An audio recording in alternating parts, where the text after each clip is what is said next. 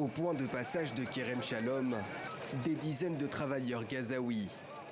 Le palan, beaucoup semblent exténués.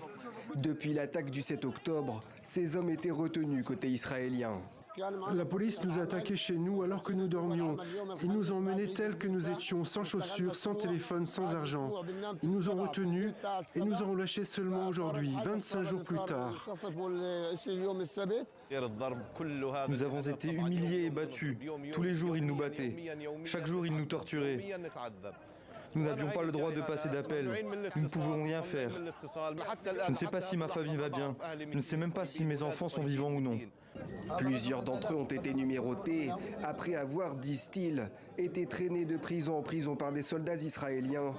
Hier, jeudi, le cabinet de sécurité israélien a décidé de couper tout lien avec Gaza et donc de les expulser, malgré les bombardements et les combats au sol dans l'enclave. Une décision pointée du doigt par l'ONU. J'ai cru comprendre que parmi ces personnes renvoyées, il y avait des travailleurs palestiniens et même des patients d'hôpitaux qui avaient été détenus à la suite du 7 octobre.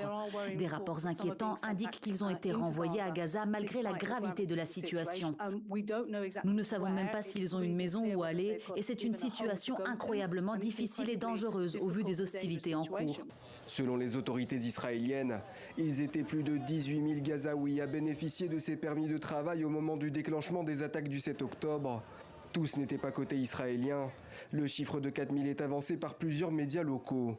Depuis plusieurs heures, il serait des milliers à avoir été expulsés.